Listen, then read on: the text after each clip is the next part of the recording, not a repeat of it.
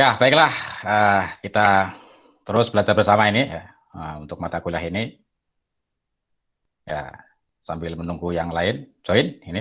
Nah, kita pada kesempatan kali ini akan bersama-sama belajar tentang kewajiban, hak, dan kompetensi pendidik ya. Ya, ini uh, apa? Ada 3 variabel ya dalam uh, materi ini ya. Kewajiban, hak, dan kompetensi. Jadi kita dahulukan kewajibannya dulu ya. Nah, ini kewajiban dulu, kemudian hak dan kompetensinya. Ya. Jadi, sebelum membicarakan hak, ya kita bicarakan dulu kewajiban ya. Ya, hak boleh diperjuangkan ya, boleh dituntut ya. Tapi tentu sebelum itu terlebih dahulu kita mesti menunaikan kewajiban dulu ya. Ini kita utamakan dulu kewajiban. Apakah kewajiban sudah ditunaikan dengan sebaik-baiknya? Nah, setelah itu barulah nanti ya biasanya hak ini akan menyertai ya kewajiban lah ya. Kalau kewajiban sudah ditunaikan dengan baik, maka hak akan mengikutinya begitu ya. Dan untuk bisa menunaikan kewajiban itu ya karena ini konteksnya adalah guru ya, pendidikan, nah, maka ya harus didukung oleh kompetensi-kompetensi yang bisa uh, digunakan ya untuk menunaikan kewajiban itu. Apa saja kompetensi yang perlu dimiliki untuk bisa menunaikan kewajiban-kewajiban sebagai seorang pendidik. Ya, barulah setelah berbicara itu baru kita bisa masuk ke hak ya. Nah, dengan kompetensi yang dimiliki bisa menunaikan kewajiban-kewajiban dengan sebaik-baiknya, maka ya hak ya bisa menyertai di belakangnya lah ya. Hak-hak hak-haknya begitu. Nah, ini. Ya, baiklah ini gambaran materi kita pada pagi hari ini. Kewajiban, hak, dan kompetensi pendidik.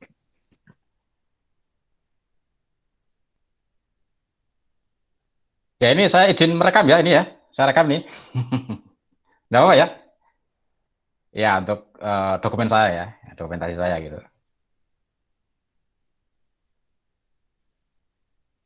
Ya ada Anda salah kalau mau menyampaikan sesuatu enggak masalah ya. Ya jangan merasa karena direkam terus ada hambatan, ada beban ya. Ya biasa saja lah. Gitu. Ya baiklah, kita mulai dari kewajiban. Ya, kewajiban dulu nih. Kewajiban seorang pendidik ya dan juga tenaga kependidikan. Apa saja nih? Nah ini kita dasarnya adalah Undang-Undang Sistem Pendidikan Nasional ya, di mana di sana ada di uh, secara tersurat ya tentang kewajiban seorang pendidik dan juga tenaga kependidikan. Ini pasal 40 ayat 2 ya. Nah, di sana ditegaskan bahwa kewajiban seorang pendidik ini ada beberapa ya. Yang pertama adalah menciptakan suasana pendidikan yang bermakna. Ya, seorang guru itu punya kewajiban untuk bagaimana menciptakan suasana ya, suasana belajar yang bermakna. Nah, bermakna bagi siapa? Ya tentu saja ini terutama adalah bagi siswa ya, bagi peserta didik, bermakna bagi mereka. Nah, bagaimana pendidikan yang bermakna itu? Wah, barangkali ada yang sudah punya anu nih, punya pemikiran. Gimana sih ini pembelajaran yang bermakna ini, pendidikan yang bermakna? Mungkin sudah ada yang pernah mendengar, belajar tentang ini, pembelajaran atau pendidikan yang bermakna.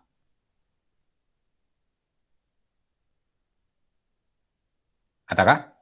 Ya, ya barangkali di mata kuliah lain ada ya, ini tapi mungkin di agak semester atas ya, tentang bagaimana pembelajaran yang bermakna ya. Ya, secara prinsip pembelajaran atau pendidikan yang bermakna ini apabila pembelajaran ya, itu dikaitkan ya dengan kehidupan siswa sehari-hari. Jadi ada pertautannya dengan kehidupan siswa sehari-hari. Itu yang mengkondisikan pembelajaran itu menjadi bermakna. Jadi siswa belajar itu ya tidak seolah-olah dia jauh dari materi itu ya, dari suasana pendidikan itu ya, tapi begitu dekatnya gitu loh kira-kira. apa yang dia pelajari, ya, suasananya kok seperti begitu dekat dengan keseharian dia gitu. Sehingga siswa akan merasa, oh iya ya, ini materi ini ya, atau pelajaran ini ya tidak jauh dari suasana kehidupan saya sehari-hari gitu. Nah, bisa dikaitkan dengan kehidupan saya sehari-hari ya. Nah, dengan begitu siswa akan merasa, wah iya, oh iya betul ini, misalnya gitu ya. Jadi ya kalau sejarah misalnya ya, sejarah ya. Ini kan sejarah kan materinya masa lalu ya. Bagaimana mengaitkannya dengan kehidupan sehari-hari sehingga siswa merasa pembelajaran itu menjadi bermakna ya. Padahal peristiwanya kan sudah terjadi di masa lampau, sudah jauh ya dari hari ini ya. Wah, tentu kalau peristiwanya sudah tidak bisa dialami lagi oleh siswa ya, ya. Tapi yang bisa dikaitkan dengan kehidupan sekarang itu apanya? Hmm. Kalau peristiwanya jelas ya sudah berlalu ya. Tapi apanya yang bisa dihubungkan ya dengan kehidupan sekarang? Nah, misalnya nilai-nilainya ya, nilai-nilai dari peristiwa sejarah itu, apa yang bisa dihubungkan ya, dikaitkan dengan kondisi sekarang? Nah, misalnya apa nih? Apa ya? Sejarah Hari Pahlawan ya, misalnya ya, Hari Pahlawan 10 November ini ya. Kita belajar bersama dengan siswa tentang Hari Pahlawan ya. 1 November ya, 10 November itu ya. Peristiwa besar yang terjadi di Surabaya ya, pertempuran Surabaya, area-area Surabaya ya, yang dikenal dengan area-area Surabaya ya. Itu melawan sekutu ya. Sekutu yang di dalamnya ada Belanda yang ingin kembali ke Indonesia ya. Wah, itu mendapat perlawanan yang luar biasa dari rakyat Surabaya dan sekitarnya ya. Dengan persenjataan yang terbatas ya, dengan tenaga pejuang yang juga terbatas, tapi ya, itu berdampak luas ya terhadap keberadaan sekutu ya di Surabaya waktu itu ya. Dan ternyata rakyat Surabaya bisa membuktikan bahwa mereka bisa mempertahankan diri ya, sehingga penjajahan tidak kembali lagi ke tanah air kita ya gitu. Wah, ini kan berarti nilai semangat juang ya. Nah, itulah kira-kira gitu ya. Jadi, walaupun dengan kondisi terbatas, serba terbatas, tapi tetap berjuang ya. Tidak mudah menyerah, ya. Pantang menyerah. Ya kan nilai-nilai pantang menyerah gitu ya. Dalam kondisi serba terbatas, tapi tetap terus berjuang gitu ya. Tidak mau menyerah gitu. Nah, ini kan nilai-nilai ya. Nah, ini kan bisa dikaitkan dengan kehidupan siswa sehari-hari ya. Nah, ya, barangkali ya seperti kita inilah ya, hari ini ya, yang masih belajar dalam suasana serba terbatas begini ya. Ya, tapi kita ya berusaha terus belajar ya. Nah, bagaimana bisa terus belajar ya dengan berbagai suasana atau kondisi keterbatasan ini. Nah, itu misalnya begitu ya. Oh iya ya, dulu para pejuang kita di Surabaya itu tanggal 10 November 45 itu ya dengan alat-alat senjata seadanya ya. Ada yang bahkan pakai bambu runcing. Itu ya tetap berjuang ya. Wah, sekarang ya kita bisa lah niru ya, bisa mencontoh ya. Kita masing-masing punya keterbatasan, punya kondisi-kondisi yang terbatas ya. Nah, tapi dalam kondisi terbatas ini, bagaimana meneladani ya. Dulu para pahlawan yang juga kondisinya terbatas, tapi tetap berusaha keras ya, berjuang. Nah, itulah.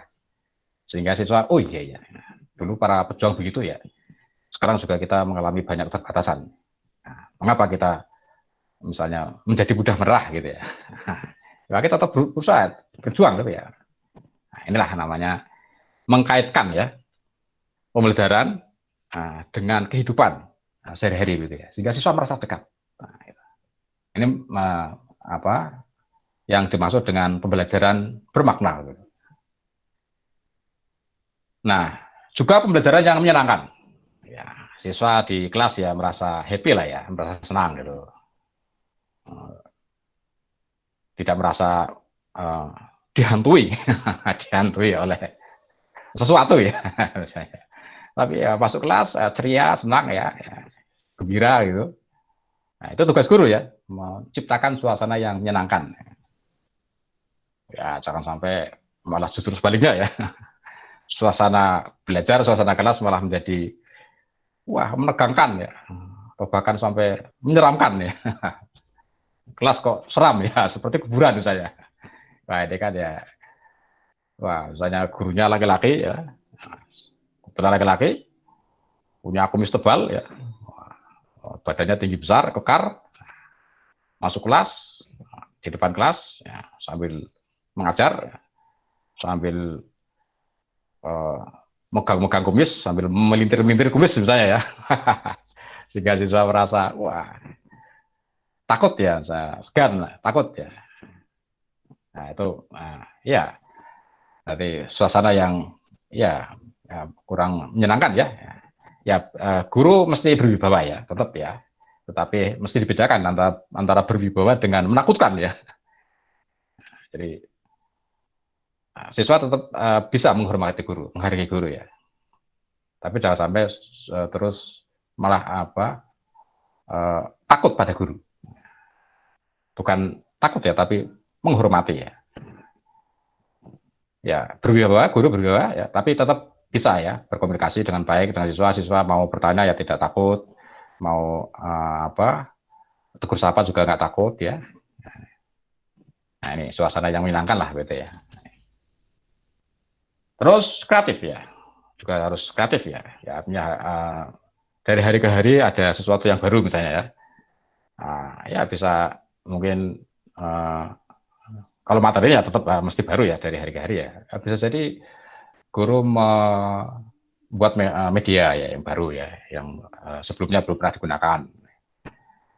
Atau barangkali ya hal-hal yang ringan-ringan ya. Guru mengeluarkan lelucon saya atau humor-humor gitu ya, yang bagi siswa ya, itu belum dijumpai sebelumnya dan siswa menjadi senang ya, suasana menjadi ya tidak beku ya, kreatif ya. Dinamis ya, ini hampir sama lah ya. Dinamis ini ya ada perubahan-perubahan lah ya, mengalami perubahan-perubahan ya dari ke hari ya, semakin baik gitu. Dinamis ya, tidak dari hari ke hari ya, dari minggu ke minggu kok gitu-gitu terus misalnya ya. Tidak ada sesuatu yang baru. Tidak ada lah hal yang baru walaupun kecil misalnya. Dan dialogis ya, guru membuka dialog ya, membuka interaksi ya, komunikasi dengan para siswanya ya. Ya kalau di kelas memberikan kesempatan siswa untuk menyampaikan sesuatu, menyampaikan pendapat ya, atau bertanya. Ya. Kalau mungkin di kelas merasa kurang waktunya misalnya ya, masih banyak pertanyaan, bisa di luar kelas ya, bisa dilanjutkan di luar kelas ya.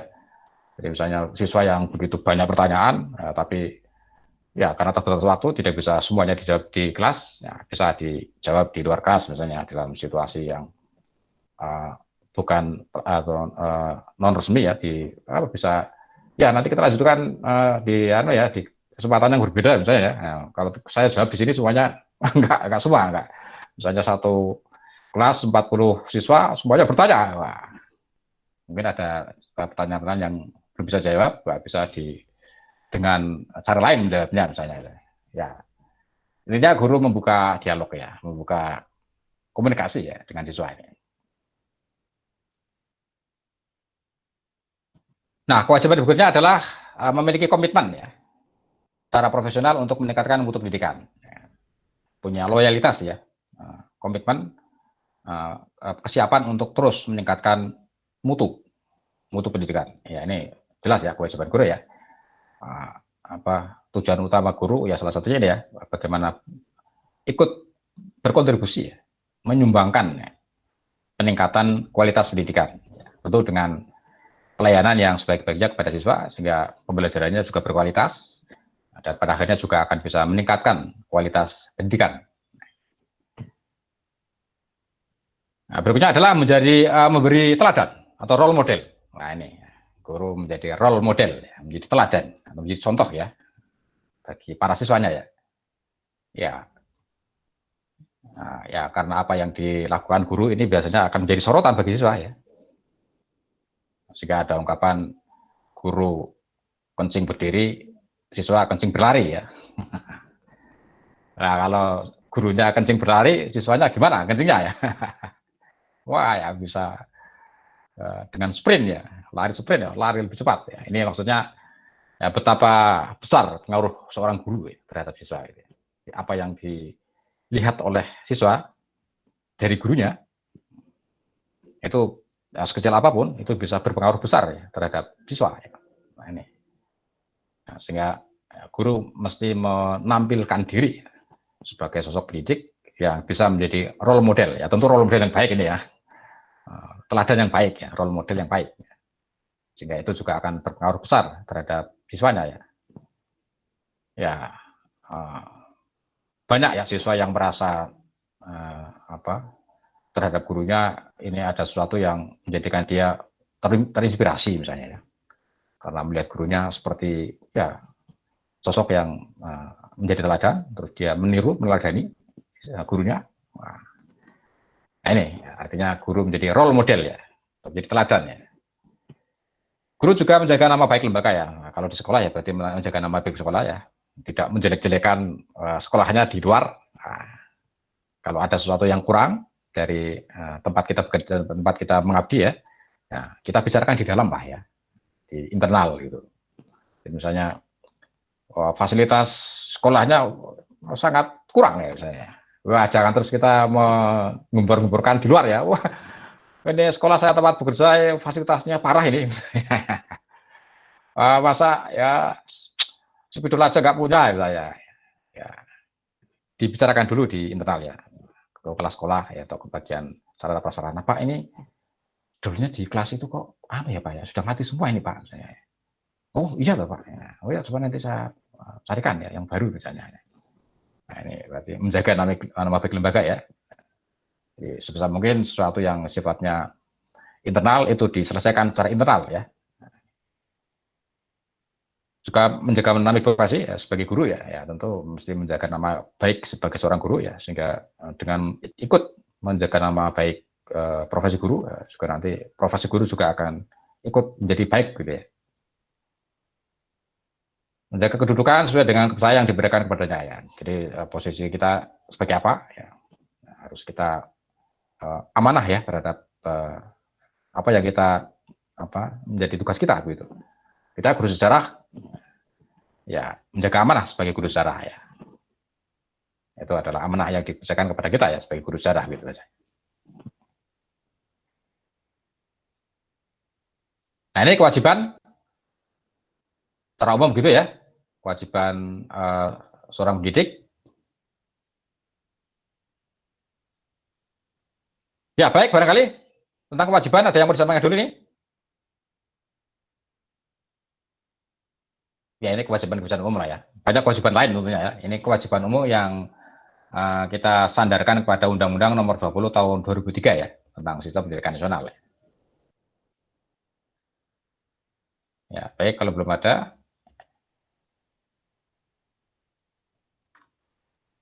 Ya ini kita menginjak kepada hak ya.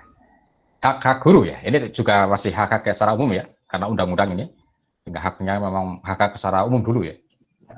Nanti hak-hak yang lebih terinci itu ada di bawah undang-undang ya, misalnya peraturan pemerintah ya, peraturan menteri dan sebagainya.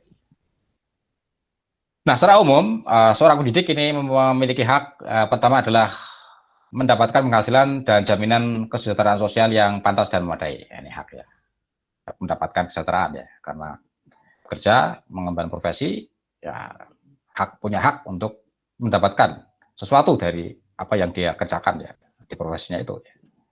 Mendapatkan pendapatan ya, penghasilan ya, setiap waktu tertentu, juga mendapatkan jaminan kesejahteraan sosial ya, misalnya ya mendapat jaminan asuransi kesehatan, tenaga kerja ya, dan sebagainya ya, itu adalah jaminan sosial ya. Nah, ya ini kalau kewajiban sudah tertunaikan dengan baik ya tentu saja ini ya penghasilan gitu, ya akan menyertai lah, akan mengikuti gitu ya. Nah, kemudian berhak mendapatkan penghargaan sesuai dengan tugas dan prestasi kerja. Jadi apabila seorang guru ketika menjalankan profesinya dia berprestasi, mencapai suatu prestasi tertentu, maka dia punya hak ya untuk mendapatkan penghargaan. Misalnya ya di luar kewajibannya mengajar, ya, guru menghasilkan sebuah media pembelajaran yang kreatif, yang baik, menyenangkan, dan itu dipatenkan misalnya ya, mendapat hak paten misalnya. Jadi itu hak cipta guru itu.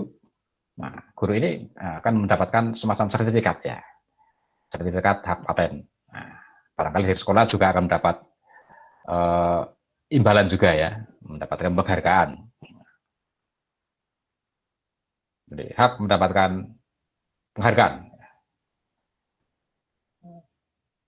Hak pembinaan karir ya, sesuai dengan tuntutan pengembangan kualitas. Ya, ini, profesi guru adalah profesi berjenjang ya, karir yang berjenjang ya. Biasanya guru mulai dari bawah ya, maka dia akan menapaki jenjang karir sebagai guru dari tahun ke tahun. Nah, itu ya ada jenjang karirnya ya, sehingga dalam periode tertentu dia sudah mengalami atau ya memiliki hak untuk naik jenjang karir. Nah, ini juga hak guru ya, misalnya naik pangkat ya, naik golongan. Guru lulusan S1 mulai bekerja biasanya golongan 3A ya.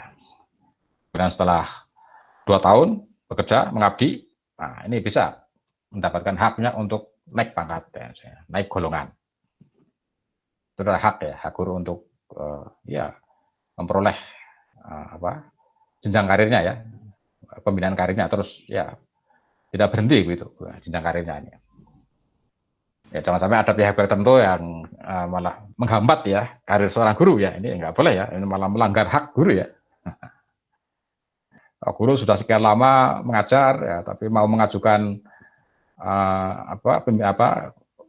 jenjang karirnya ya, atau kepakatannya misalnya, wah ternyata ada yang menghambati, jangan dulu ini yang lain dulu lah, ini jangan ini dulu ya, padahal sudah berhak ya. Sementara yang ada guru lain sudah berhak naik jabatan, tapi dia tidak mengurus itu ya, sehingga menghambat guru yang lain untuk naik jenjang karir ya, malah menghambat ya. Nah, ini. Pendidik juga berhak memperoleh pendidikan hukum ya dalam melaksanakan tugas dan hak atas kekayaan intelektual ya. Jaminan hukum. Jadi misalnya tadi guru menghasilkan sebuah ciptaan, sebuah karya. Nah, bisa berupa metode, bisa berupa media misalnya ya, atau bisa berupa karya ilmiah. Nah, itu bisa ya mendapatkan namanya hak ya. Hak kekayaan intelektual. Nah, ini. Jadi seorang guru menghasilkan metode atau model pembelajaran yang sama sekali ini baru ya, yang selama ini belum pernah digunakan oleh guru-guru yang lain ya, di Indonesia misalnya. Dan itu menjadi karya guru itu. Maka dia kemudian mendaftarkan ya karya itu ke HAKI itu ya. Dia mendapatkan sertifikat HAKI. Nah, dengan sertifikat HAKI itu ternyata bisa digunakan oleh banyak guru yang lain ya. Disebarluaskan, didiseminasikan, dan banyak digunakan oleh guru-guru lain. Nah, guru pencipta ini bisa memperoleh itu ya, memperoleh royalti ya dari digunakannya karya dia. Dan itu dilindungi secara hukum, ada hukumnya ya, hukum hak cipta itu ya, karya cipta ya. Juga kesempatan untuk menggunakan sarana, prasarana, dan fasilitas pendidikan ya, ini ya. Di lembaga pendidikan itu sarana tersedia, ini biasanya dikelola oleh mungkin unit tertentu di sekolah itu yang mengelola fasilitas sarana pendidikan. Nah, semua guru berhak untuk menggunakan itu, memanfaatkan itu. Biasanya dikelola ya, karena mungkin terbatas sarana prasarananya, biasanya dijadwal ya. Misalnya di sekolah hanya ada satu LCD, nah ini kan sarana ya. Nah, semua guru punya hak untuk memanfaatkan itu ya, punya kesempatan untuk menggunakan LCD itu ya. Tapi karena hanya satu, gurunya banyak, gimana cara memanfaatkannya? Nah, ya harus juga mengetahui situasi ya, kondisi ya. Karena terbatas sarana, maka biasanya dijadwal ya. Ya sebelum guru itu akan menggunakan LCD, mungkin beberapa hari sebelumnya menghubungi dulu ya, menghubungi bagian sarana prasarana. Pak, nanti saya hari Jumat besok akan menggunakan LCD. Masih ada waktu jadwal kosong nggak untuk LCD, penggunaan LCD? Kita harus misalnya menghubungi dulu ya bagian sarana prasarana. Oh ya masih ada Pak, nanti jam ini sampai ini tidak digunakan ya, silakan dipakai.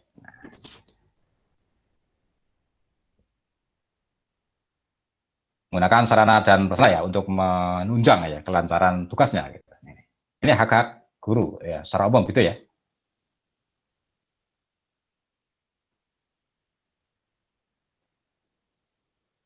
Nah, sekali lagi tentu hak-hak yang lain masih banyak ya. Ini biasanya diatur dalam undang-undang atau dalam peraturan di bawahnya ya.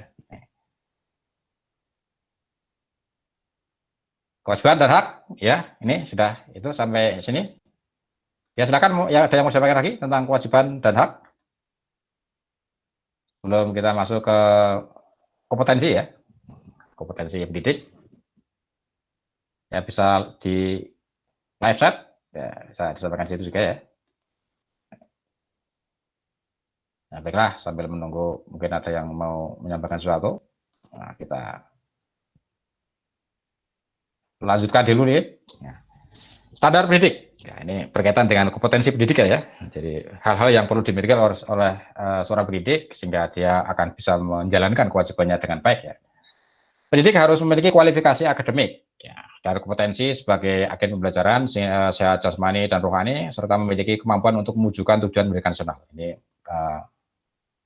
Ini peraturan pemerintah nomor 19 tahun 2005 ya tentang standar pendidikan. Jadi standar pendidikan, standar pendidik itu menurut peraturan ini adalah memiliki kualifikasi akademik. Itu tuh kualifikasi akademik di masing-masing jenjang pendidikan berbeda. SD, SMP, ya, dari mulai PAUD ya, SD, SMP, SMA sampai perguruan tinggi itu kualifikasi akademiknya beda-beda. Dan juga kompetensi. Kompetensi apa yang mesti dimiliki oleh pendidik. Nah, coba nanti kita lihat ya, apa saja ini ya.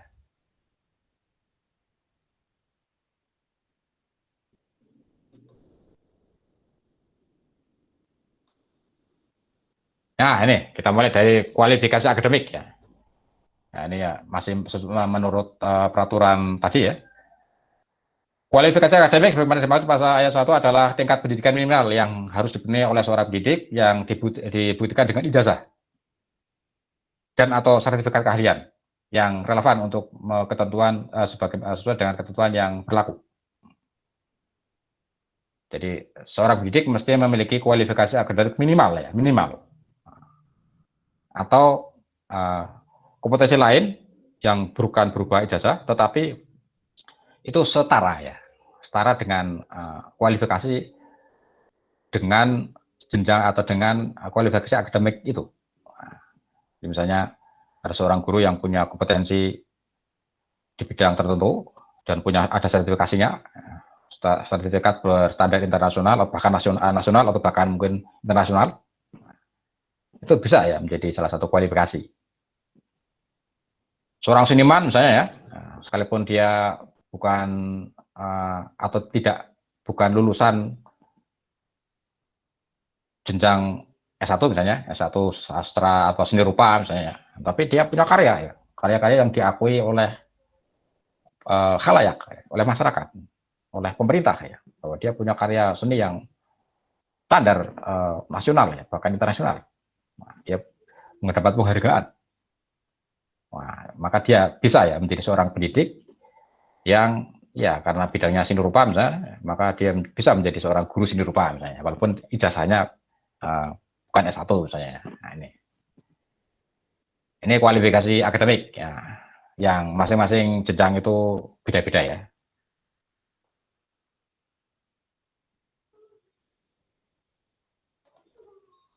Nah ini, kita lihat apa kualifikasi akademik di masing-masing jenjang pendidikan. Yang pertama adalah untuk guru PAUD ya. pendidikan anak usia dini, apakah itu dalam bentuk TK, taman kanak-kanak, atau RA ya. RA itu Raudhatul Atfal ya. Jenjang pendidikan anak-anak yang biasanya di bawah Kementerian Agama ini. Ya, Raudhatul Atfal ya. Ya sama dengan TK ya. Hanya biasanya afiliasinya berbeda. Kalau TK ini di bawah Kementerian Pendidikan dan Kebudayaan, kalau RA ini di bawah Kementerian Agama. Ya. Guru PAUD, TK atau RA harus memiliki kualifikasi akademik pendidikan minimum diploma ya. Jadi minimal D3 atau sarjana ya di bidang pendidikan anak usia dini atau psikologi yang diperoleh dari program studi yang terakreditasi. Nah,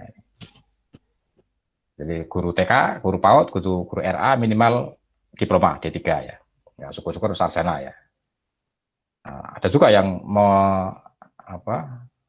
menentukan ya guru RA misalnya harus sarjana ya, ada ya.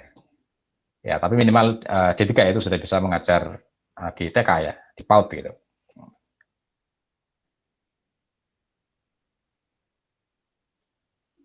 Kemudian untuk guru SD MI, ya ini atau derajat ya, ini kualifikasi akademik juga minimal lagi yang bersama ya dengan PAUD ya, diploma atau sarjana S1 ya dalam bidang pendidikan SD,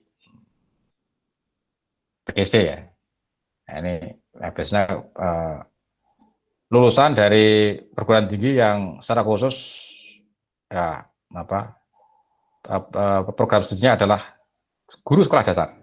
Kan sudah banyak sekarang ya pendidikan guru sekolah dasar ya, yaitu S1 jurusan atau program studi pendidikan sekolah dasar atau PGMI ya, madrasah ya, madrasah ibtidaiyah ya.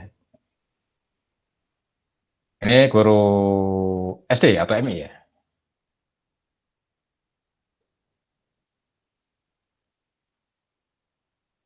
Kemudian untuk guru SMP atau MTS ya, madrasah sanawiyah, ini juga diploma ya minimal lah, diploma atau sarjana ya.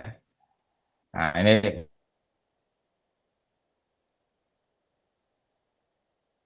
karena di SMP ini banyak mata pelajaran, maka sesuai dengan mata pelajaran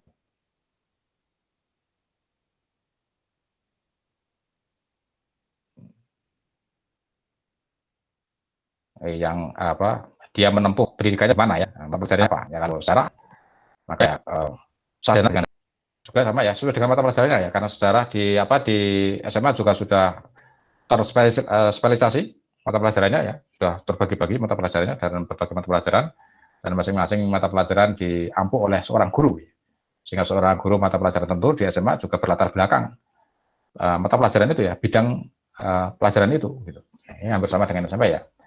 Tapi sekarang rata-rata SMA sudah sarjana ya, minimal sarjana S1 untuk bisa menjadi seorang guru SMA. Ya mungkin di daerah-daerah tertentu yang sumber daya manusianya masih terbatas, bisa jadi masih bisa ya lulusan diploma mengajar SMA ya. Tapi hampir sebagian besar sekarang lulusan SMA ya guru SMA ya, itu sudah S1 ya standarnya.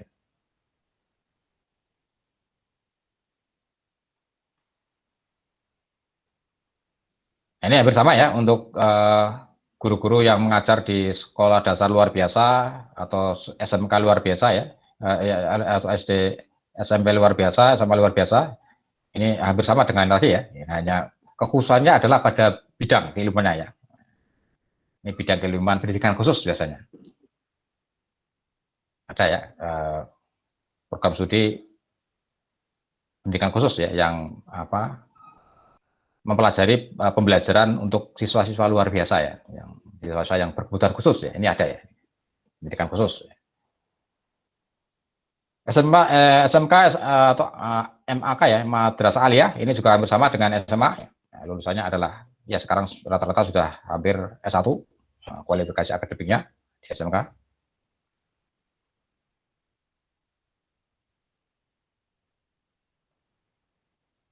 Nah, itulah kualifikasi akademik pendidik ya, dari jenjang usia dini sampai jenjang SMA ya, sekolah menengah atas ya. Di perguruan tinggi biasanya kalau sekarang rata-rata kualifikasi akademik adalah S2 ya, sudah S2. Sehingga ya masih ada misalnya seorang dosen di perguruan tinggi S1, maka biasanya didorong untuk menempuh atau kuliah lagi ya sampai S2 ya. Karena sekarang tuntutan akademiknya adalah S2 ya, rata-rata sudah harus S2 itu.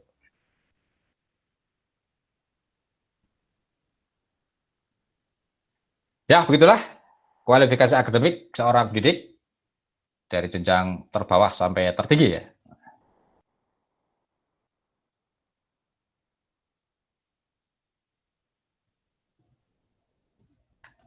Ya, belum ada catatan di chat.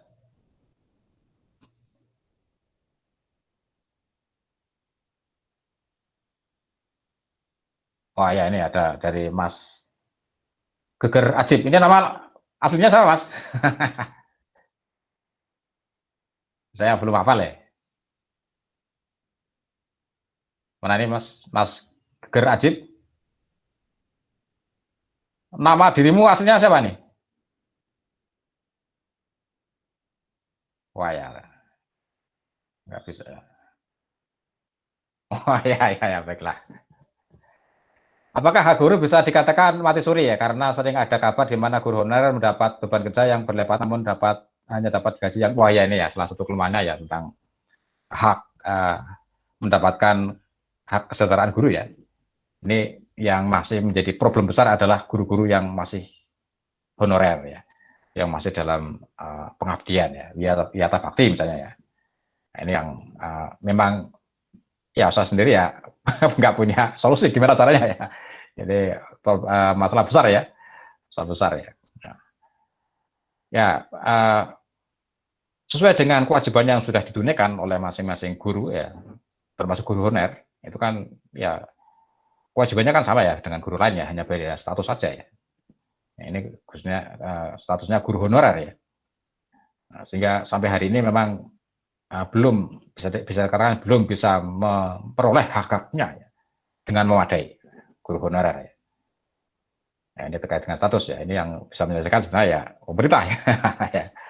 Ya, oleh karena itu maka guru-guru yang honorer ya, ketika mereka sudah menunaikan kewajibannya dengan sebaik-baiknya sesuai dengan kompetensi yang mereka miliki, maka mereka punya hak ya, untuk memperjuangkan haknya itu. Ya, lebih jauh lagi untuk menuntut haknya itulah kira-kira ya.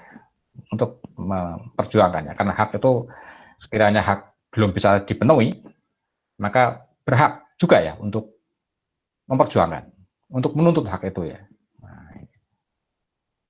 Nah, penuntut atau memperjuangkan hak bagi para guru honorer itu salurannya bisa melalui organisasi profesi, bisa melalui PGRI. Nah, biasanya pada umumnya melalui PGRI ya, PGRI ya, apa di pusat atau di daerah. Nah, jadi diperjuangkan melalui jalur itu ya, kanalnya adalah organisasi profesi. Nah, organisasi profesi ini nantilah yang akan membantu ya, memperjuangkan hak-hak guru itu ke pemerintah tentunya ya, pihak-pihak yang berwenang untuk mengatasi masalah ini. Gitu. Ya, sehingga kita sering mendengar guru-guru honorer itu menuntut haknya, misalnya dengan cara ya mendatangi kantor-kantor pemerintahan atau Dignas ya. Nah, itu adalah dalam rangka untuk memperjuangkan hak.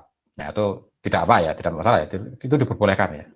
Ya tentu saja nanti bagaimana respon pemerintah ya, yang berwenang untuk mengatasi itu ya, ya itulah mesti diperjuangkan ya itu karena hak ya. Ya ini masih menjadi perhatian kita bersama ya untuk guru-guru honorer ya. Dulu saya berapa tahun itu ya, 4 tahun ya, jadi guru honorer ya. Jadi haknya itu diperoleh didapatkan dengan atau dihitung dengan jam mengajarnya gitu.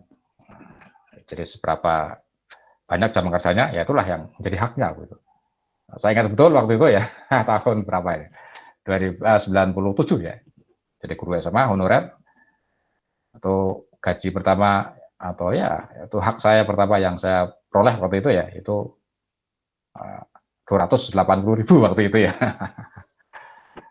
Ya, ya tapi ya waktu itu saya masih sendiri ya belum berkeluarga ya masih ya bisa digunakan lah untuk kebutuhannya meskipun ya terbatas ya. Nah, tentu kalau sekarang ya itu sangat jauh ya. Berarti untuk sekarang guru belum ya terutama untuk guru-guru ini ya, guru-guru yang statusnya honorer ya biasanya ya. Ini ya makanya ya kita tidak kaget ya kalau ada suara-suara dari guru honorer ya, ketika mereka memperjuangkan haknya ya ya kita ikut mendoakan lah ya. Kira-kira begitulah ya. Membantu mendoakan, nah, semoga mereka bisa tetap bisa segera mendapatkan penyelesaiannya ya, sehingga haknya bisa terpenuhi gitu. Wah ya, ya ada Pak, ini mic-nya Mas Geger mati ya. Ya begitu kira-kira Mas Geger ya. Ya mudah-mudahan bisa menjawab lah. Ya kita bantu doa lah ya. Selain itu ya apa ya yang bisa kita lakukan ya. Ya kita sendiri masih belajar ini ya. Ya tentu mungkin kalau suatu saat kita punya akses untuk membantu ya, ya bisa kita bantu lah misalnya. Ya baiklah, ada lagi nih?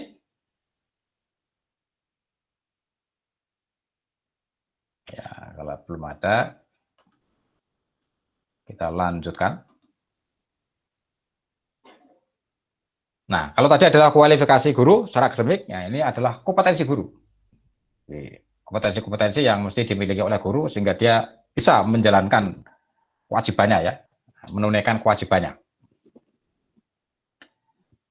Ada 4 kompetensi guru ya, yaitu kompetensi kepribadian, kompetensi profesional, dan kompetensi sosial. Wah ya ternyata banyak juga nih kompetensi yang harus dimiliki oleh guru ya. Nah, jadi bukan hanya bisa mengajar saja guru ya, tidak cukup hanya bisa mengajar saja, tidak cukup hanya bisa masuk kelas kemudian berbicara di depan kelas. Tidak hanya itu ya, ternyata ini ada juga kompetensi kepribadian, profesional dan sosial ini. Ya baiklah kita pelajari satu persatu ya.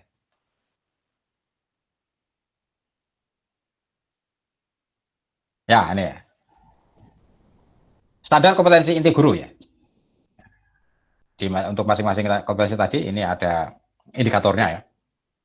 Indikator kompetensi. Ya. Pertama adalah indikator kompetensi pedagogik. Apa kompetensi yang mesti dimiliki oleh seorang guru ya, dalam hal ini? Yang pertama, guru menguasai karakteristik peserta didik. Jadi guru tahu lah ya bagaimana karakter siswanya, karakteristik siswanya, baik dari aspek fisik, moral, sosial, kultural, emosional maupun intelektual. Jadi karakter siswanya secara utuh kira-kira ini ya. Ya ini penting ya, karena ya guru akan berinteraksi selama bertahun-tahun ya kalau di sama-sama ya dalam jangka yang panjang, maka ya guru harus mesti mengenal ya, memahami ya karakter siswanya. Syukur-syukur setiap individu siswanya itu dikenal. Ya setidaknya bagaimana wajahnya ya, namanya, terus latar belakangnya ya, itu ya dari keluarganya dari mana, daerahnya dari mana ya, bagaimana kondisi kepribadiannya, ya, bagaimana kondisi atau kemampuannya menyerap pelajaran dan sebagainya ya. Ya intinya guru idealnya adalah memahami ya siswanya secara utuh begitu, dan semuanya bisa dipahami, bisa dikenali gitu ya. Jadi kalau misalnya satu kelas siswanya ada 40, itu idealnya guru paham betul ya satu persatu siswanya itu sejumlah 40 orang itu. Wah ya, ini tentu butuh proses ya. Guru mesti banyak mencari informasi ya bagaimana untuk mengenal siswanya. Bisa saja dimulai dari mengenal data dirinya siswa ini ya. Jadi di sekolah itu kan ada data diri siswa ya. Pertama ada tanggal lahir, ada nama orang tua, ya ada pekerjaan orang tua, ada rumahnya di mana, ya, dan sebagainya ya. Penghasilan orang tua biasanya itu ya. Nah, dari data itulah bisa dimulai ya mengenali siswanya satu persatu. Nah, untuk mengenali bagaimana misalnya kondisi emosionalnya ya, daya tangkapnya terhadap pelajaran, atau melalui proses pembelajaran di kelas sehari-hari ya, kan bisa sambil ngajar sambil menanya ya, bertanya ya, berinteraksi ya. Nah, sehingga kan lama-lama bisa mengenal satu persatu siswanya nih. Wah, siswa yang duduk di pojok itu namanya siapa? Nah, terus ini siswanya tipenya bagaimana? Nah, guru biasanya mencermati satu persatu ya. Nah, biasanya yang mudah dikenal itu siswa yang duduk di pojok, belakang, atau di depan sendiri. Itu mudah dikenali ya. Nah, tapi ya mestinya semua siswa dikenali oleh guru ya. Jadi ini ya, secara pedagogik guru sebelum melakukan atau mendidik siswa itu paham dulu ya karakter siswanya. Kemudian guru menguasai teori belajar. Ya ini ya. Nah, teori belajar. Ini kita dibekali ini ya, teori belajar ya. Ada mata kuliah belajar dan pembelajaran, ada mata kuliah strategi pembelajaran, perencanaan pembelajaran, evaluasi pembelajaran dan sebagainya ya. Itu adalah dalam rangka agar kita bisa tahu lah ya teori belajar ya. Sehingga ketika melakukan atau melaksanakan pembelajaran ya setidaknya kita sudah punya bekal teorinya. Nah, syukur-syukur dengan berbagai bekal teori yang kita miliki itu bisa kita terapkan dengan maksimal ya. Nah, sehingga nanti ketika menghadapi atau ya dihadapkan pada situasi pembelajaran tertentu, maka bisa mungkin diselesaikan dengan sebuah teori pembelajaran, bisa ya. Nah, ini pentingnya bekal atau menguasai teori belajar. Ya ada ini mungkin sudah belajar ya tentang bagaimana teori belajar ya. Mengembangkan kurikulum ya ini. Guru punya otonomi ya, punya kewenangan untuk mengembangkan kurikulum. Jadi kurikulum itu sudah disusun oleh kementerian ya. Nah, tetapi bagaimana menerapkan kurikulum itu dalam pembelajaran? Nah, di situ guru punya wewenang ya untuk mengembangkan kurikulum. Kurikulum sejarah itu sudah disusun oleh para ahlinya ya. Tapi bagaimana kurikulum itu diterapkan? Nah, itu di situ guru punya kewenangan ya untuk mengembangkan kurikulumnya. Nah, ini. Nah, sehingga kurikulum itu menjadi lebih mudah diterima oleh siswanya. Nah, karena kurikulum yang didesain oleh kementerian itu kan kurikulum garis besar ya, yang standarnya adalah standar nasional. Tentu saja ketika diterapkan di masing-masing sekolah itu kan belum tentu ya 100% sesuai, cocok ya. Maka disitulah peran guru ya bisa mengembangkan kurikulum. Nah, ini bagaimana teknisnya ini ada di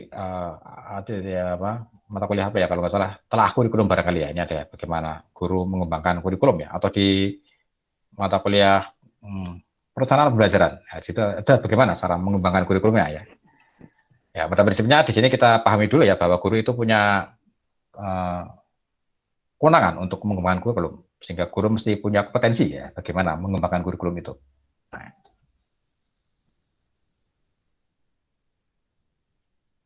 kompetensi berikutnya adalah menyelenggarakan pembelajaran yang mendidik. Nah, jadi pembelajaran yang memuat yang bersifat edukatif ya, edukatif. Pembelajaran yang mendidik, bukan hanya pembelajaran yang hanya mengajarkan saja ya, tapi ada unsur edukatifnya di situ ya, ada unsur mendidiknya ya. Ya kalau sejarah ya tidak hanya mengajarkan materi-materi sejarah ya, tapi bagaimana pembelajaran sejarah itu di situ ada unsur edukatifnya, unsur pendidikannya, mendidik siswa ya, dengan cara atau melalui materi sejarah. Kalau hanya menyampaikan materi sejarah kan lebih mudah ya, menyampaikan sejarah Indonesia masa purba ya kita sampaikan macam-macam ya, sesuai dengan materinya. Selesai saya ya. Tapi kan nggak cukup sampai situ ya, harus ada muatan edukatifnya. Ya itu tadi ya, misalnya muatan nilai-nilai ya, nilai-nilai yang terkandung di dalam materi sejarah itu apa, nilai-nilai yang bisa digali ya, dan itu bisa menjadi bekal bagi siswa untuk diteladani ya dalam kehidupannya sehari-hari gitu. Nah ini bersifat edukatif, mendidik. Memanfaatkan teknologi informasi dan komunikasi, ya ini menjadi tuntutan guru sekarang ya, menggunakan TIK untuk pembelajaran. Ya ini betul-betul dirasakan ya, guru-guru sekarang di masa pandemi ini ya sangat terasa ya bagaimana guru mesti memiliki kompetensi menggunakan teknologi ini, IT ini. Ya setidaknya untuk media ya bisa menggunakan memanfaatkan teknologi yang tersedia di sekolah ya, itu dimanfaatkan medianya ya. Memfasilitasi pengembangan potensi sendiri untuk mengaktualisasikan berbagai potensi yang dimiliki. Jadi semua siswa itu punya potensinya masing-masing. Mungkin masing-masing siswa punya potensi yang berbeda-beda ya. Ada yang dominan di bidang tertentu potensi siswa itu. Nah, guru mesti memiliki kompetensi bagaimana agar potensi siswa itu bisa berkembang. Ya, ini ya bukan tugas yang ringan ya sebenarnya ya. Nah, memahami potensi siswa ya. Kalau siswanya 40 orang, bagaimana dipahami satu persatu potensinya di mana ya ini. Ya, ini sehingga semua potensi siswa itu bisa berkembang ya. Ada yang mungkin potensinya di bidang tertentu, nah, bagaimana guru mendorong ya agar potensi siswa itu bisa berkembang ya. Atau ada potensi yang pada diri siswa yang mungkin ada kekurangannya ya, bagaimana agar ditingkatkan potensi itu ya. Misalnya kalau sejarah ya, guru sejarah ya, siswa ada seorang siswa yang punya potensi untuk bercerita ya, menarasikan sebuah peristiwa sejarah. Wah ini potensi menjadi seorang pencerita gitu ya. Nah, guru bisa ya memberi fasilitasi ya, atau kemudahan bagi siswa ini untuk berkembang agar dia bisa berkembang potensinya atau kemampuannya untuk menjadi pencerita ya, menjadi narator gitu ya. Wah, ada siswa yang kalau diajar itu rajin sekali menulis gitu ya. Wah, semua apa yang disampaikan guru ditulis ya. Bahkan sampai guru apa batuk ya. Sampai ditulis ya. Pak Guru batuk ya. Setelah selesai menulis materinya, tiba-tiba guru batuk ya. Sama siswanya ditulis, wah Pak Guru batuk. Wah ini siswanya mungkin punya potensi menjadi seorang penulis ini kira-kira ya. Karena sampai hal yang begitu detail saja ditulis ya. Wah ini bisa dibimbing ya, bisa menjadi seorang penulis misalnya ya. Atau kadang-kadang ada, wah sedang menerangkan gurunya, di siswanya di belakang malah sambil bikin coret-coretan gitu ya. Coret-coretan ya. Ya dia tetap fokus mendengarkan materi dari gurunya, tapi sambil itu dia sambil coret-coret sebenarnya. Nah ini pernah saya alami dulu ya. Atau saya ngajar SMA ini. Saya ngajar waktu itu, saya ngajar macam-macam pelajaran waktu itu ya. Ada pernah ngajar PPKN, pernah ngajar tata negara, pernah ngajar antropologi, ya, geografi pernah ya. Nah, itu suatu saat saya ngajar ya di depan kelas ya, itu ada murid saya di belakang gitu ya, laki-laki ya, sambil coret-coret ya, tangannya bergerak terus gitu ya. Ya kalau matanya sih sambil ya memperhatikan ya tetap ya, tapi tangannya sambil bergerak terus. Nah, saya kan penasaran ya, nah, terus saya sambil ya sambil bicara sambil menerangkan ya, sambil menghampiri dia ya. Sampai di samping dia saya lihat, wah ternyata dia sambil menggambar. Wah, dia sambil sore-sore menggambar sketsa gitu ya. Nah, saya lihat, saya tanya, ya dia malu-malu ya. Wah ini gambar siapa mas? Ya, ini ya apa ini gambar bapak gitu. Jadi dia sambil mendengarkan saya mengajar, dia sambil coret-coret ya menggambar saya gitu ya yang di depan kelas itu. Wah saya ya ya bagus ini gambarmu ya. Nanti saya minta boleh ya, atau syukur-syukur nanti kamu kasih figura dulu nih ya gambar saya.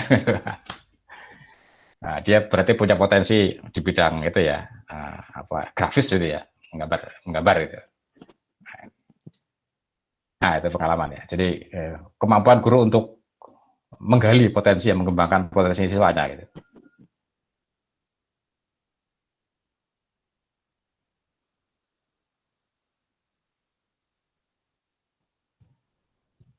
Kemampuan berkomunikasi secara efektif, empatik, dan santun ya dengan strategik. Wah ini penting juga ya, kemampuan berkomunikasi ya. Secara efektif ya. Ya, maksudnya apa yang disampaikan guru mudah diterima oleh siswa. Guru menyampaikan A, yang diterima oleh siswa ya A ya. Atau guru melakukan A, B, C, D. Siswa bisa menangkap secara efektif A, B, C, D semua ditangkap, diterima. Itu efektif ya. Atau syukur-syukur ya paling tidak mendekati lah ya. Kalau guru menyampaikan A, B, C, D, siswa bisa menangkap A, B, C, ya sudah lumayan lah ya. Sudah cukup efektif ya. Guru menyampaikan A, B, C, D, siswa nggak dapat apa-apa ya. Malah diminta untuk harus ditanya ya, apa yang tadi disampaikan oleh ya, wah apa ya? Berarti kan tidak efektif ya komunikasinya. Empatik ya. Empatik itu berkomunikasi dengan berusaha untuk merasakan apa yang sedang terjadi atau dirasakan oleh siswa gitu ya. Empatik, komunikasi empatik. Ada siswa kelihatannya kok murung ya, sedih gitu. Bagaimana guru berkomunikasi dengan siswa yang sedang begitu kondisinya? Guru berusaha untuk ikut merasakan apa yang dirasakan oleh siswanya, kemudian menjalin komunikasi. Ya, sehingga bisa bicara dengan baik dengan kondisi siswa yang seperti itu. Nah, itu namanya komunikasi empatik. Komunikasi dengan memperhatikan kondisi siswanya ya. Siswanya sedang sedih, sedang murung, malah dibentak misalnya ya. Ya, ini berarti komunikasi yang tidak empatik ya. Nah, ya santun dengan sedih ya tidak dengan cara-cara yang kata-kata yang ya tidak santun lah ya kira-kira ini. Menyelenggarakan penilaian dan evaluasi proses pembelajaran ya, punya kompetensi untuk menilai siswa ya.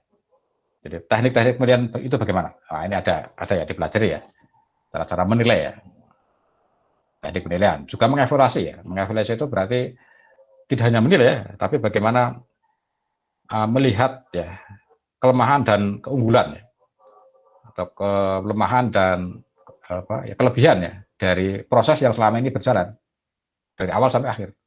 Misalnya 1 jam pelajaran, satu pertemuan ya, 2 jam pelajaran itu dievaluasi ya dari awal sampai akhir, kira-kira nanti tadi itu kekurangannya di mana ya saya mengajar ya, kelebihannya di mana, atau selama 1 semester ya, dievaluasi ya dari mulai awal semester sampai akhir semester dievaluasi ya, selama 1 semester ini wah ini kelihatannya ada kurangnya di sini, ada yang sudah bagus di sini gitu ya. Nah itu mengevaluasi ya. Melakukan tindakan efektif untuk peningkatan kualitas belajar ya, bagaimana guru ya ini fokusnya salah satunya adalah bagaimana agar pembelajaran itu berkualitas ya. Nah, ya reflektif itu merenungkan ya, melakukan refleksi, merenung-renung gitu ya. Jadi setelah dievaluasi tadi ya, kelemahannya di mana, kurangannya di mana, nah, terus direnung-renungkan gitu ya, direflektifkan. Wah, kalau dengan kondisi seperti itu, kelemahannya begini atau kelebihannya begini ya, yang kurang di sini, yang sudah lebih di sini, kira-kira nanti bagaimana ya untuk meningkatkannya? Nah, itu berarti tindakan reflektif ya. Oh, kelihatannya ini medianya ini kurang ini kelihatannya ini. Siswa dengan media ini kelihatannya sudah nggak tertarik lagi nih. Wah, gimana kalau dengan kondisi seperti itu, dengan kondisi siswa sudah tidak tertarik lagi dengan medianya? Wah, ini mesti membuat media baru ya, ini memilih media baru ini ya. Nah, itu misalnya itu tindakan reflektif ya. Nah, itu kompetensi pedagogi. Berikutnya ada kompetensi kepribadian. Wah, ini pribadi guru ya berarti ya. Ya, ini perlu juga ternyata ya. Bertindak sesuai dengan norma agama, hukum ya, ini mesti ya. Harus koridornya itu. Koridornya adalah norma-norma ya. Harus menampilkan diri sebagai pribadi yang jujur, berakhlak mulia, dan teladan bagi peserta didik dan masyarakat. Nah, pribadi guru yang tadi ya, bisa menjadi role model, bisa menjadi teladan, menjadi contoh gitu ya. Nah, ya karena apa yang dilakukan guru sekecil apapun ya, biasanya mendapat sorotan dari siswanya ya.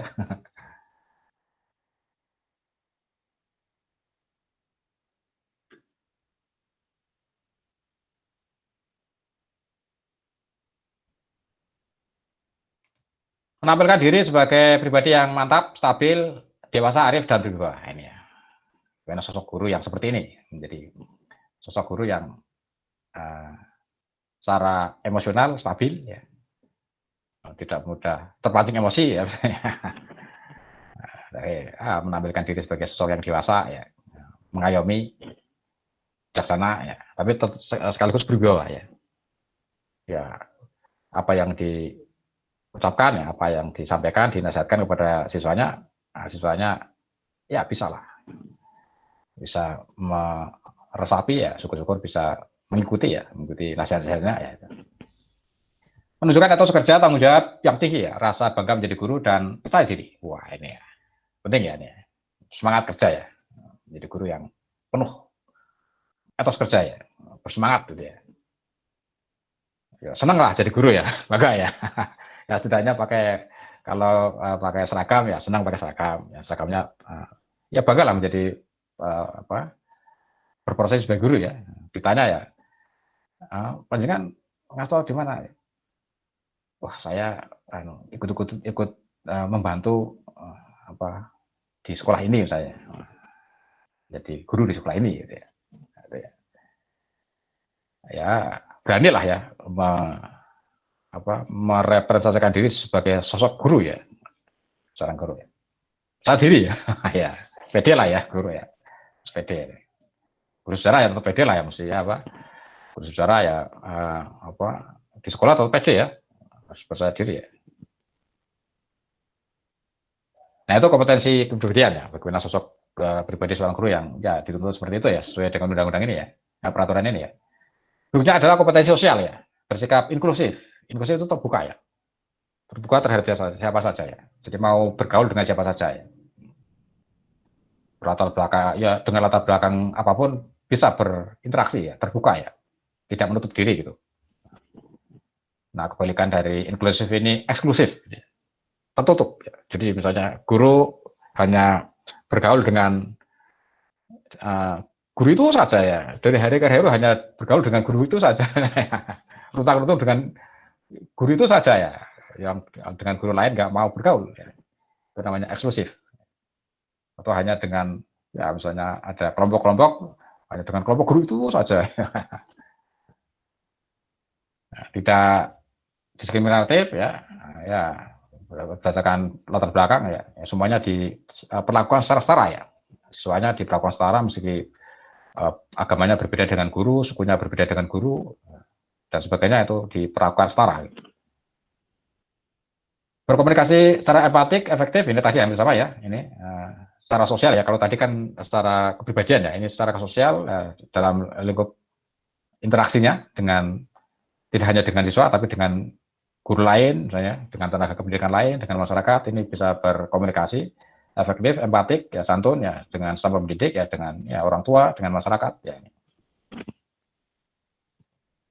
Beradaptasi di tempat keluarga, ya, di tempat tugas di seluruh wilayah Indonesia yang memiliki keragaman sumber daya. Nah, ini semisal besok suatu saat Anda mengabdi di sebuah lembaga pendidikan yang latar belakangnya berbeda dengan latar belakang kita, ya. Ini mesti cepat bisa beradaptasi, ya. Di luar Jawa misalnya, ya, atau di luar Jawa Timur, ya, bagaimana harus memahami dulu, ya, konteks sosial budaya masyarakat yang tempat kita mengabdi itu. Apa nilai-nilai yang dihormati oleh masyarakat sana, ya. Nah, kita menggalinya, ya, kita mengetahuinya, ya. Nah, ya, kita mengikutinya, ya, mengikuti norma-norma, ya, atau nilai-nilai yang dihormati di sana, gitu, ya. Kalau Anda mungkin ditempatkan di Kudus, ya, Kudus Jawa Tengah. Nah, di sana ada makanan masakan, misalnya, ya, kuliner soto, ya. Tapi di sana adanya soto kerbau. Soto sapi jarang, ya, bahkan hampir nggak ada soto sapi, ya, karena masyarakat sana sangat masih menghormati sapi, ya. Ya, itu karena faktor kultur, ya, sejarah Kota Kudus yang, ya, sejak dulu memang, ya, tuh, ya, kalau menyembelih sapi itu ya, masih di terikat oleh faktor-faktor historis di masa lampau, ya. Nah, ini kompetensi sosial, ya. Berkomunikasi dan ya berkomunikasi dengan komunikasi profesi sendiri dan profesi lain ya. Jadi mampu berkomunikasi dengan mungkin orang yang berlatar profesi yang berbeda. Ya juga bisa menjalin komunikasi dengan baik ya. Dengan uh, mungkin ada apa orang yang berprofesi lain datang ke sekolah, nah, bisa berkomunikasi dengan profesi yang berbeda itu ya. Nah, apa dengan polisi, apa dengan mungkin ya ada polisi datang memberi pengarahan kepada siswa, ya bisa berkomunikasi dengan polisi ya, ya meskipun berbeda profesi gitu. Yaitu kompetensi sosial. Nah, berikutnya adalah kompetensi profesional. Wah, ini yang berkaitan dengan keterampilan praktis dalam pengajaran ya, kompetensi profesional ya. Menguasai materi, struktur, konsep, dan pola pikir keilmuan yang mendukung mata pelajaran yang diampu. Wah, ini harus menguasai materi ya. Sejarah ya, bisa menguasai materi sejarah. Ya, ini tentu ya kita dibekali ya selama perkuliahan ini ya dengan materi-materi sejarah ya. Untuk kita punya bekal ini, menguasai materi ya. Kemudian menguasai standar kompetensi dan kompetensi dasar. Wah, ini sudah menyangkut lebih teknis lagi ya. Jadi di dalam kurikulum sejarah misalnya itu ada standar kompetensinya, ada kompetensi dasarnya ya. Jadi, setiap kali kita akan mengajar, itu apa kompetensi dasar yang akan kita capai gitu ya. Misalnya di awal-awal menjadi guru sejarah itu menerangkan manusia purba ya. Kompetensi dasarnya apa? Nah itu bisa kita baca di silabus ya, itu akan ada ya, silabus sejarah ya. Silabus sejarah untuk materi manusia purba itu kompetensi dasarnya apa? Nah, itu kita pelajari ya, kita baca. Oh pertama, siswa mampu menjelaskan jenis-jenis manusia purba. Nah, itu guru menguasai itu. Siswa mampu menjelaskan uh, kehidupan ekonomi manusia purba. Nah, itu adalah KD ya, kompetensi dasar ya. Bukan Krisdayanti ya nih. Kompetensi dasar ya. KD, bukan KD artis ya. Nah, itu mesti dikuasai siswa, dipelajari lah ya. KD-nya apa sih? Ya. Mengembangkan materi. Nah, ini selain guru punya kewenangan untuk mengembangkan kurikulum, guru juga punya kewenangan untuk mengembangkan materi. Materi sejarah itu kan sudah disusun ya oleh para ahli ya dalam bentuk buku misalnya ya, buku pelajaran, buku paket. Nah, tapi ketika guru menyampaikannya kepada siswa, itu guru bisa mengembangkan materi itu. Jadi tidak harus plek yang ada di buku terus dibacakan ke siswa ya. Tidak harus begitu ya. Tapi bisa dengan mengembangkannya, disampaikan materi dengan dikembangkan sendiri oleh guru ya, dengan bahasa guru sendiri ya. Mungkin dibuat peta konsep oleh guru, nah, buat slide ya, nah, berdasarkan sumber dari buku itu. Nah, nanti ketika menerangkan ya, dengan cara guru sendiri ya, dengan bahasa guru sendiri ya, mungkin dengan contoh-contoh dari guru sendiri. Nah, itu namanya pengembangan materi. Mengembangkan ke profesornya secara berkelanjutan dan melakukan tindakan reflektif ini tadi ya, seperti tadi ya. Jadi terus berusaha untuk lebih bagus lah dalam menjalankan profesi ini dan melakukan tindakan-tindakan reflektif, tindakan merenungkan apa-apa yang sudah dilakukan selama ini, ya, kekurangannya di mana, ya, kelebihannya di mana, direnungkan. Oh iya, saya selama mengajar di depan kelas kok siswa banyak yang keluar masuk izin ke toilet ya. Ini ada apa ini? Wah ternyata banyak siswa yang ngantuk misalnya ya, sehingga izin ke toilet, cuci muka. Wah, ini bagaimana ya, direnungkan ya. Nah, dengan kondisi seperti itu, apa tindakan selanjutnya ya, aksi yang harus dilakukan oleh guru ya, itu namanya reflektif ya. Nah, juga memanfaatkan teknologi informasi untuk berkomunikasi dan mengembangkan diri ya, untuk ya TIK itu digunakan. Nah, ya bisa lah menguasai TIK ya, setidaknya kalau di sekolah ya bisa menggunakan LCD saya untuk berkomunikasi selama belajar dengan siswa. Nah, kira-kira lah ya, katanya untuk bisa untuk berkomunikasi, bisa untuk pembelajaran ya, bisa untuk menghasilkan media-media pembelajaran. Nah, untuk pengembangan diri ya, guru ya.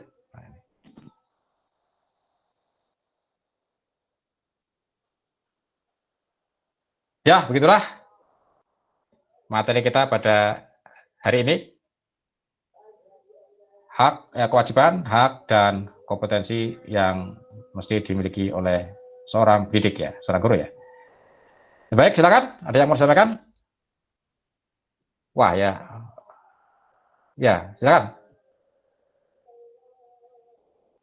Belum ada? Ya, waktunya juga hampir habis juga ya. Ya baik, mungkin kalau ada yang mau disampaikan bisa di grup ya.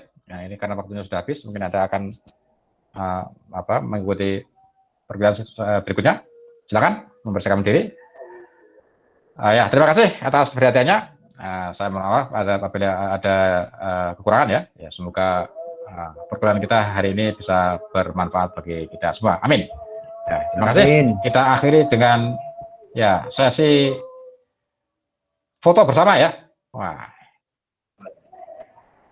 Silakan bersiap-siap. Mungkin ada yang belum siap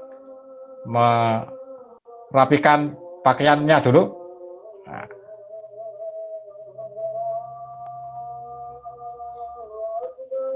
Wah, ya. Ada yang masih dandan dulu nih. Silakan bisa dinyalakan kamera.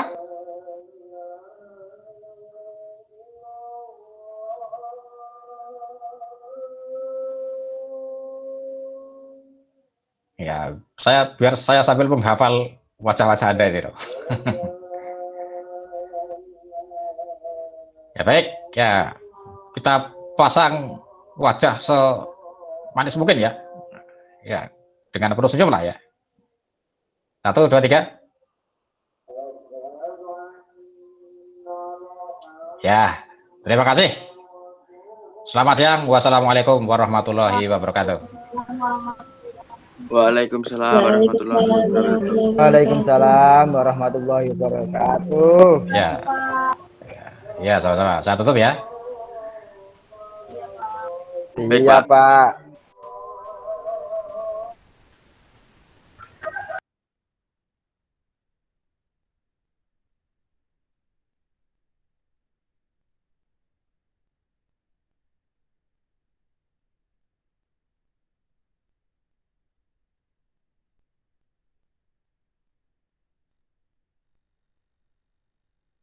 Entek goblok dong metu to.